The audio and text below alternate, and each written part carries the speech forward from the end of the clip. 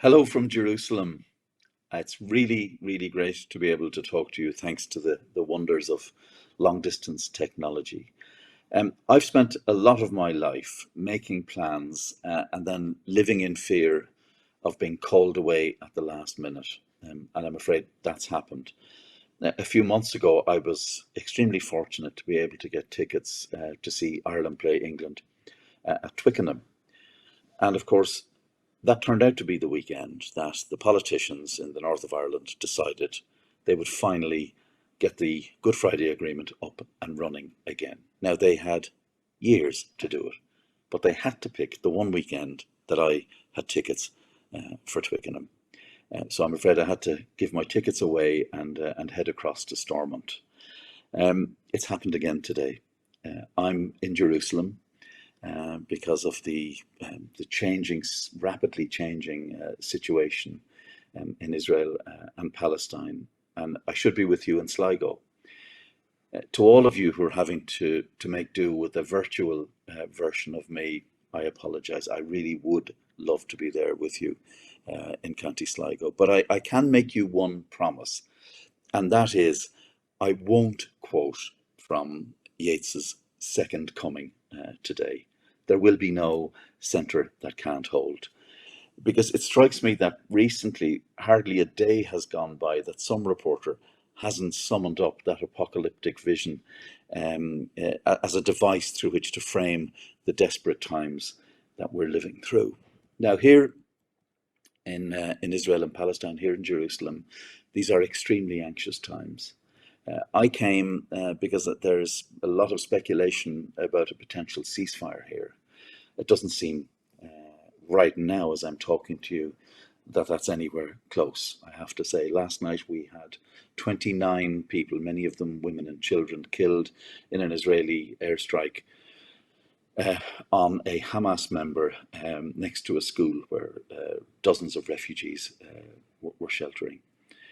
We've had also deaths yesterday evening on the Golan Heights, two Israeli citizens, civilians who were killed in a barrage by Hezbollah from southern Lebanon. The death toll is heading towards 40,000 people killed in Gaza, and as I say, no imminent end in sight. The ceasefire talks are grinding on and off. Now, reporting on divided societies is the job I chose. I'm a war correspondent. Worse than that, I'm an Irish war correspondent. And I'm thinking of Yeats' great line, being Irish, he had an abiding sense of tragedy, which sustained him through temporary periods of joy. But in fact, I'm going to talk about hope, which has, of course, the possibility of joy. And I'm going to talk about why it's essential, why it's justified. My hope is my obligation in what Yeats called this marred and clumsy world. Now, I admit these are difficult times in which to be hopeful on the global front. We have the crisis here in Israel, Palestine, the war in Ukraine, the language of intolerance and anger that we see everywhere, the threat from climate change, the proliferation of false information. Now, to be honest, most days, if you followed the news religiously and you thought that that was all there was in the world, you'd go back to bed and never go out the door again. But my hope springs from experience, and paradoxically, the experience of war and crisis. Now, I've spent something like 30 years reporting on conflict. I've witnessed genocide, civil war, ethnic cleansing, famine in places as diverse as Algeria, Rwanda, Northern Ireland. I've lost friends on many of the world's battlefields. And it came, for me, with a considerable psychological and I would say moral cost. I've had a diagnosis of PTSD, post-traumatic stress syndrome. And there is that moral sense, this indelible knowledge that there's no cruelty, no cynical betrayal of which humankind is not capable. As Yeats wrote in Meditations in a Time of Civil War, we had fed the heart on fantasies. The heart's grown brutal from the fair, more substance in our enmities than in our love. So many great lines from Yeats echo through my mind here in Jerusalem at this particular time.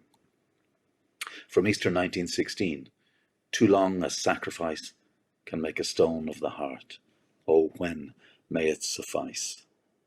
Or from Remorse for Intemperate Speech, out of Ireland have we come, great hatred, little room, maimed us at the start. I carry from my mother's womb a fanatic heart. How often have I replaced the word Ireland with other places as I've travelled the war zones of the world.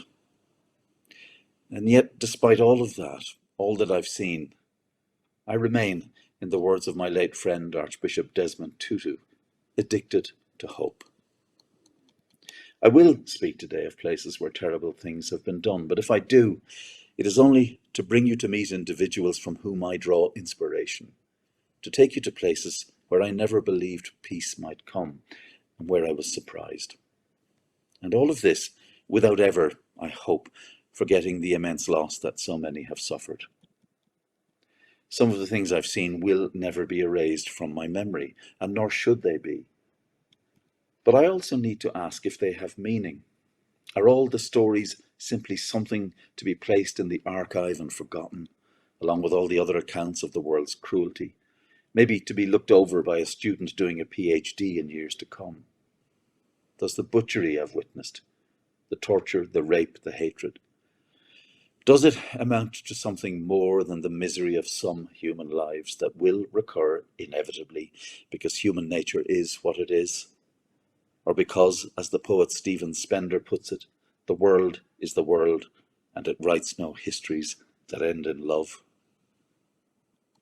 Well, if that was the case, then I would despair and give up. But I am compelled to believe in the obligation of witness. I believe that to sit with the victims of oppression and human rights abuse and record their stories is an attempt, however limited, to affirm that the story will not die in the silence of indifference and the great cynicism which now seems to govern the affairs of the world. Because it strikes me that the most dangerous feeling that can take root in an individual and in human society is the sense that we are powerless and there's nothing that can be done to counter the abuses of the powerful. Hope lies in the individual who makes themselves part of a larger community of conscience. John Donne in No Man is an Island wrote, "We are all part of the main." I want to talk now about some of the places and people who gave me hope. My first experience of conflict and what it takes to bring it to an end came in the north of Ireland. I went there in the 1980s, 1985, and there were still massive demonstrations going on against the Anglo-Irish Agreement. There were riots taking place, there were continuing assassinations and bombings and political stalemate. It was, in that famous phrase, a dialogue of the deaf. And when I left in 1990, I never could have imagined, after 5 years of going to funerals, turning up at the scene of killings, I never could have imagined that within 8 years there would be a peace agreement on Good Friday, 1998. Now that happened, of course, because politicians had courage. People in the leadership of paramilitary organizations had courage. And I wouldn't take that away from any of those who were, as I might say, officially involved in the process. But there was more than that, a great deal more, that was never at the time, I think, given the proper credit. And that had to do with the decision made by so many people not to fall prey to atavistic sectarian hatreds, not to get up and go, the decision to stay in that society. And people who involved themselves in different cross-community groups. I recently attended an event organised by the Red Cross in Northern Ireland, and I listened to people talking about being active at the height of the Troubles, delivering meals on wheels to people, visiting the elderly, and crossing the sort of sectarian boundary lines in order to do that. There were many, many more cases of people who became involved in voluntary groups along sectarian interfaces to try and reduce tensions. And that was an achievement that I want to salute, because when we talk about peace being achieved, we need to talk about what that meant. It meant an end to children following coffins, to widows left with the long silence after death. It was an end to body parts on the streets, to the blood congealing on the floor, to men and women vanishing, to lost decades spent in prisons, to death squads, to bodies tortured with cigarettes and electric drills. All of these things were ours on the island of Ireland, and all of these things distorted our humanity. They reduced every one of us. And if anybody, as I say, had told me that it would be largely over 8 years after I left the north of Ireland, I would have urged them to get their head examined. But that did happen. It happened in the same way that the Berlin Wall came down and the Cold War ended. And it happened in the same way that apartheid was brought to an end in South Africa. And it was to there that I went in 1991 to become the BBC's Southern Africa correspondent, and to be immediately caught up in the extraordinary excitement of a place where the ANC, the African National Congress, the continent's oldest liberation movement, had been unbanned, and Mandela was released from prison after 27 years. And it was, as I say, a roller coaster. I remember my first day in the country, going into Soweto and going to a squatter camp called the Chicken Farm, and seeing a mother there standing over the body of her dead son, and his blood drying on the dust. And she kept putting a newspaper, an old newspaper, over his face to try and give him some dignity in the midst of that awful scene. I also, came across some rather unintentionally hilarious echoes of the conflict I just left behind in the north. I was in a town called Ventersdorp in the Western Transvaal, as it was known in those days, in the middle of a major riot by extreme right-wingers, the white right wing, the AWB, led by Eugene Terreblanche. They were attacking the white police, and they were trying to get at F.W. de Klerk, who was the reforming president at that time. And in the process, live rounds were being fired, tear gas was everywhere, police dogs were attacking people. And I remember being confronted by a group of rather large Afrikaner gentlemen armed to the teeth, and saying to them in my poor Afrikaans, "Moenie skiet nie, moenie skiet, don't shoot, don't shoot." And a guy said, "Where are you from?" And I said, "I'm Irish," because, saying BBC probably wasn't a good idea. They still had memories of the Boer War. And I said, "I'm Irish." And the guy says, "Can you get us some guns from the IRA?" And this is in the middle of a riot. It was, I think I just nodded and hoped they would keep their fingers off the trigger, which they did. Why did South Africa succeed? I think the common sense of most South Africans had a lot to do with it, and an extraordinary ability to forgive on the part of the black majority. And of course, leadership. I was privileged to meet Mandela many times, and I remember my first meeting with him came over a breakfast that was organized by some fellow correspondents, and I think there were about 4 or 5 of us at the table. And Mandela was very, he wasn't a great man for small talk, and very dignified. He could come across as quite austere. It was only later, when I saw him engage with, I think, ordinary people, the porters, the people who worked in hospitals where he visited, that a different side to him came out. But that sense of austerity was quite reinforced on that morning over breakfast, because the waiter came to him and brought him porridge, which he'd ordered. And he took a bite and he said, no, that's too hot. Can you please make it cooler? So the man went away and came back again. And he tried to eat and he said, no, it's still too hot. And it came back a third time and then it was all right. And I felt sorry for the waiter, because, this was a huge moment for him. Here was Madiba, their leader. And he was honoured to serve him breakfast. And then one of us asked Mandela, we see that the food was very hot, and he said, well, no, I need you to understand what that was about. He said, in prison, I got out of the habit of eating very hot food. And this was simply just something I wasn't used to, and that's why I sent it back. And so it was quite a humbling moment.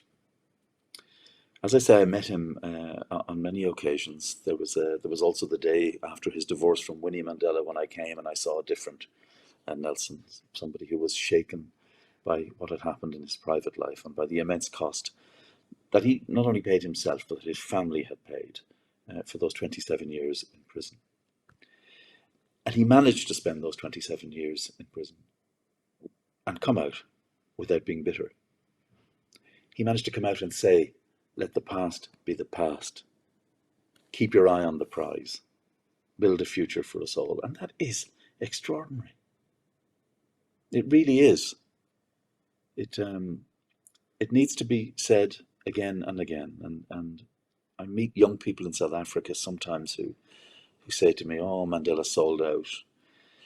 Well, yes, you might call the act of compromise, if that is how you feel, you might call it a sellout. But you also need to look at what the alternative was. And I know because I was there. I witnessed what was possible. Appalling violence, thousands of people killed in the townships. The spectre of the military and the white right wing joining together and provoking a huge civil war, which could have gone on for years and which would have left a country absolutely shattered, as we saw so many other times in not only Africa but in the Middle East and in the Balkans. So the courage that it took and the moral leadership that he showed was exemplary. But it was also, and I'm coming back again to what I said about Northern Ireland, it was about the decisions made by the people, the citizens of South Africa. I'm thinking particularly of the election day in South Africa in April 1994, and I met a man, Simon Captain, coming back from voting in Soweto. And I stopped and I asked him what the day meant to him. And he spoke about his own family story, a son who'd gone into exile and he'd never seen again, and of his own experience of being tortured by the security police. And I said, so, what did it mean to you to cast your vote? And he just said, today I became a human being once more.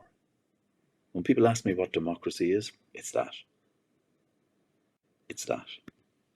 It's the recognition of our equal humanity before the law, before all of our peers. And it's a beautiful phrase. I go back to South Africa these days, and I'm saddened, of course, to see the corruption that has taken place. But I also all the time, I meet people who won't give up, whatever the threats, whatever the dangers. And I met a woman called Cynthia Stemple, who was the chief accountant in South African Airways. And she noticed a massive fraud taking place.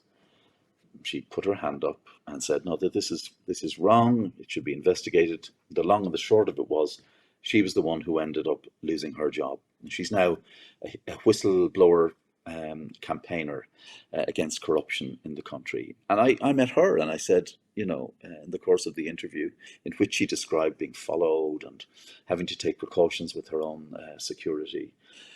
I said, what makes you stay? Because she has a German passport. Her husband is German, so she could go at any time. And she says, it's my country. What will happen if people like me leave? And of course, it's not just one person who says that.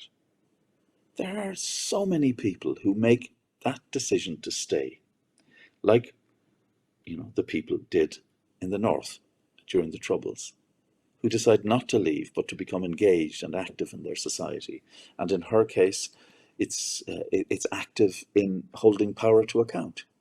South Africa, for that reason, has a vibrant free press that is constantly exposing official wrongdoing and corruption. It has a strong judiciary that will hold the executive to account. And recently, a population that exercised its democratic right to deny a ruling party that has been widely corrupt an overall majority in the elections. And these are things to celebrate. These are things to give us hope. Now, I went from Rwanda, and I'm coming back here to talk about individual choices and what one person can do. I went to Rwanda directly after the South African elections. At the time, I knew nothing about the place. It was a small country in the center of Africa. It had mountain gorillas, and that was all really. And we then got word in Johannesburg that there was mass slaughter taking place. Pictures came through of bodies floating down rivers. And I was sent there. And on the way in, I remember meeting a colleague of mine who was coming out. And he just said to me, look, take care of yourself in there. He said, I said, what do you mean? Is it really dangerous? He says, well, of course there's danger. But he said, the mind. He said, and he said, it's also, he said, it's spiritual damage, what you see in there. It causes spiritual damage. Anyway, of course I went, and I saw the roadblocks with the killers. I saw the mass graves. I saw the bodies lying and rotting in the open. I heard words of hatred again and again. Remember, it was the fastest genocide since the Nazis. In 100 days, you had something like 800,000 people estimated to have been murdered, and much of that done, not with a modern industrialized killing, not with gas chambers, but with people going out with machetes and clubs, with agricultural implements to kill their neighbors. And you might say, where is the possibility of hope? How could you possibly find anything ennobling about the human spirit to cling on to in a situation like that? Well, I did. That is not to say that it didn't leave me with lasting psychological issues. It did, Rwanda, and I have not hidden that in public. But let me tell you a story. Last weekend, I was in Paris, and I went to the Holocaust Memorial Museum.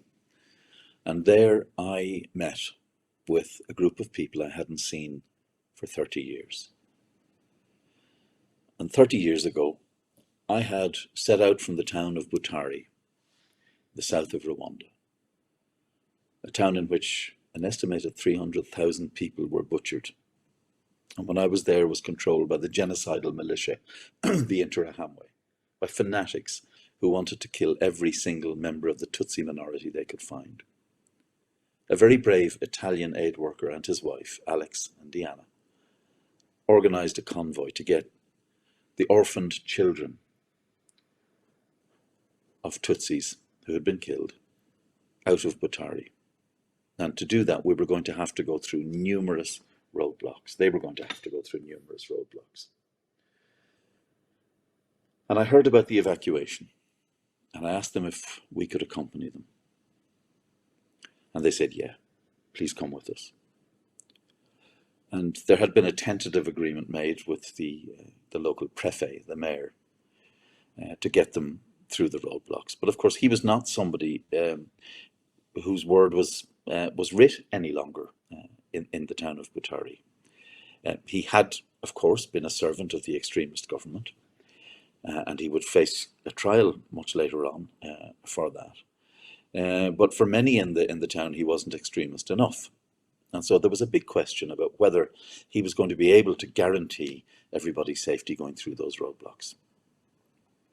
Well, we set off, and even to think of it now, when I sit back and think of going through one block after another with men with machetes, some with rifles, some drunk, with grenades, and them looking into the lorries. There was big containers where the children were sitting. And I remember the frightened faces of these little kids. Many of them were wounded. They'd been wounded in the attacks that had killed their parents. And just this continuing knot in my stomach, that at some point something would go wrong, and the convoy would be attacked. But we made it to the border, and I watched those children get off the trucks and walk across that border into Burundi, where they would be safe. They'd lost their families, now they were losing their countries, but they wouldn't lose their lives.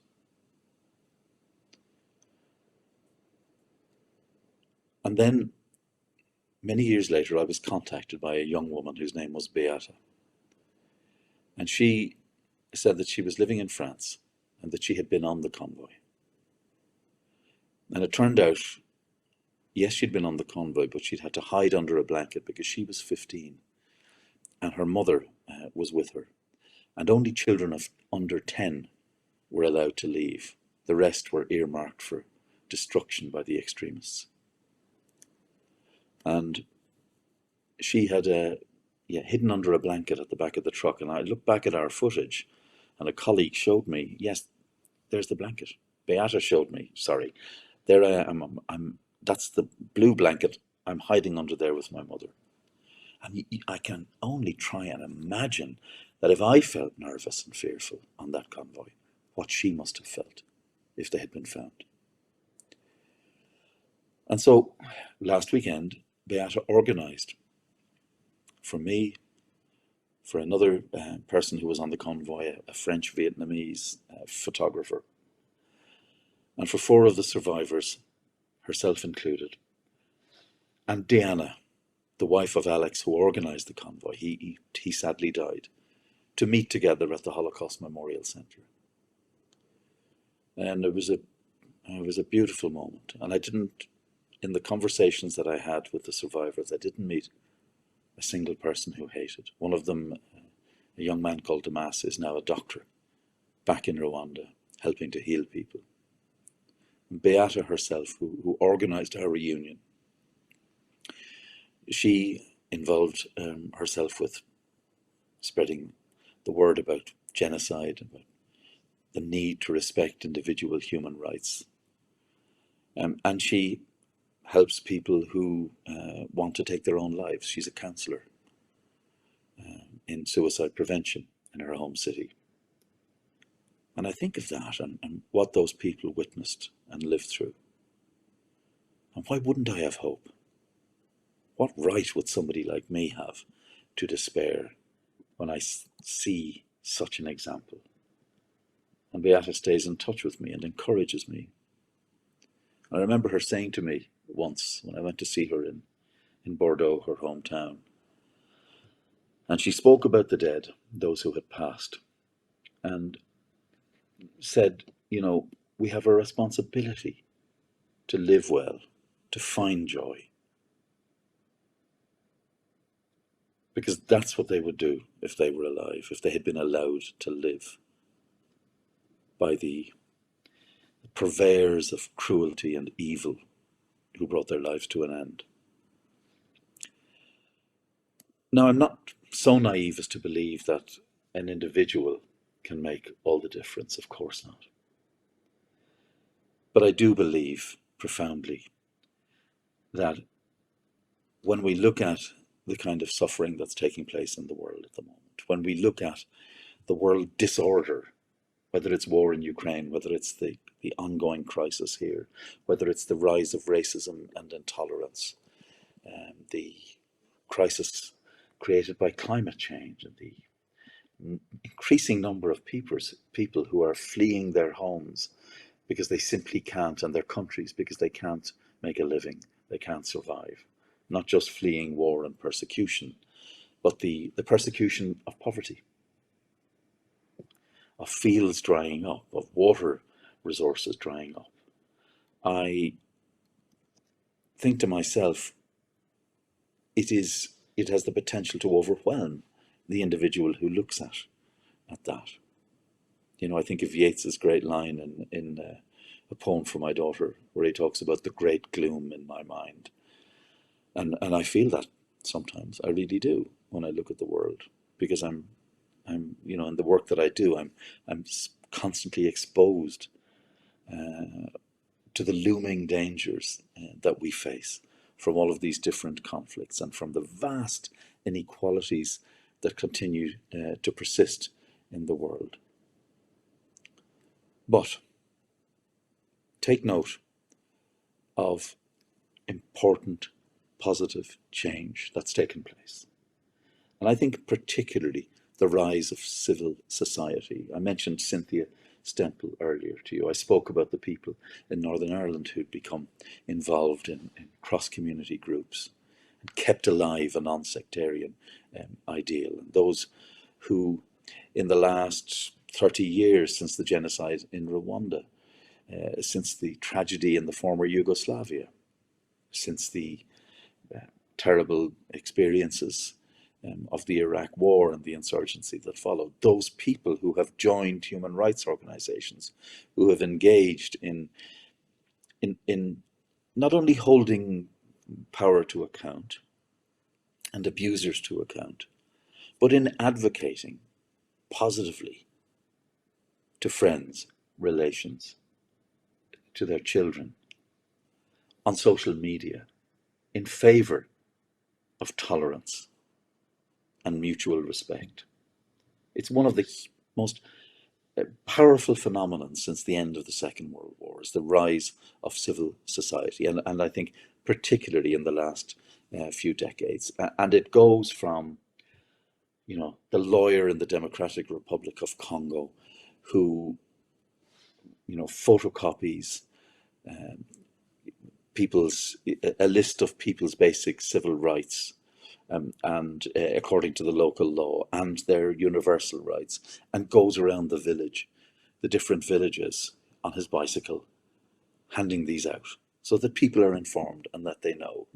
Or in the same country, the Kachenga, I'll never forget them, the Kachenga Association of Protestant Women, who were, when I went into the villages of eastern Congo above Goma, where there was an epidemic of rape by the soldiers and by militia, who were standing by young women, particularly, who suffered appallingly physical and psychological damage. And these women gathered around them and gave them safe arms in which to be held, and who are still doing it.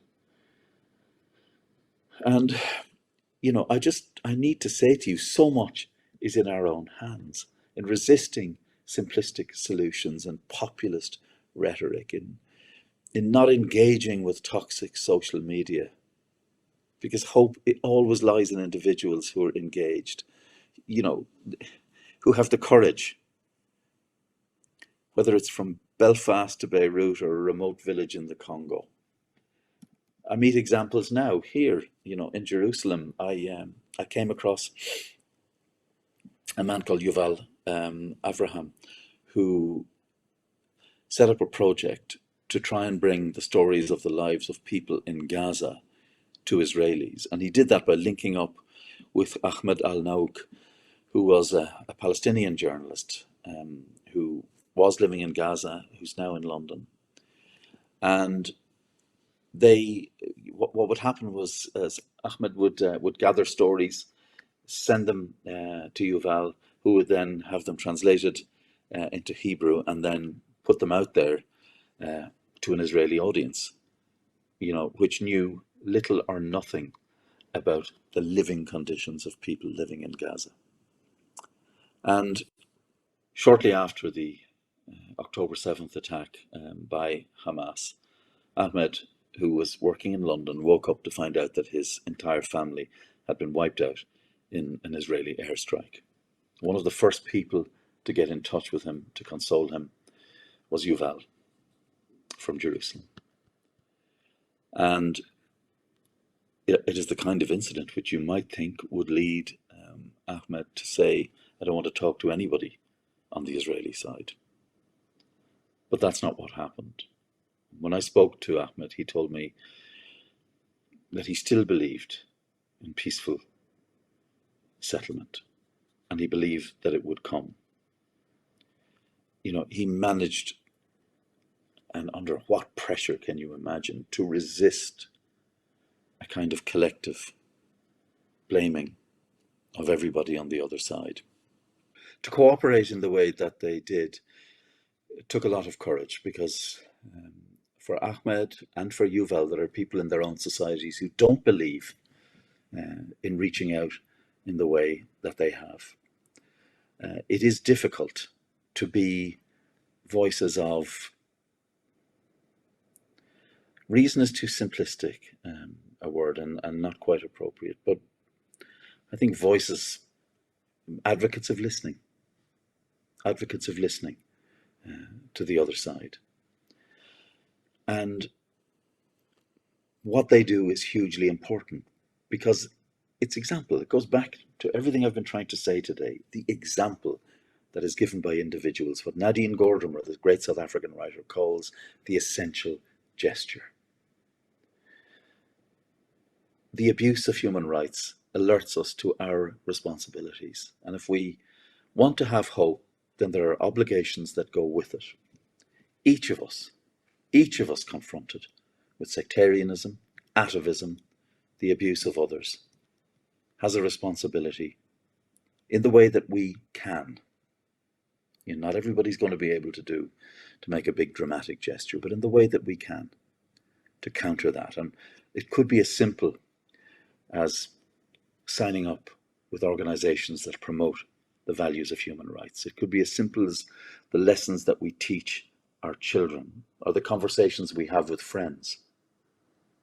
However we do it, we have to obstruct the forces of othering. And so my faith lies in you, in me, in the many, many people who don't give up. I want to close with some words of Yeats, who, as an artist, addressed the challenge of finding hope in a troubled world. And this is from the introduction to the Celtic Twilight, when he wrote, "Hope and memory have one daughter, and her name is Art. And she has built her dwelling far from the desperate field where men hang out their garments upon forked boughs to be banners of battle. O beloved daughter of hope and memory, be with me for a while." Thank you.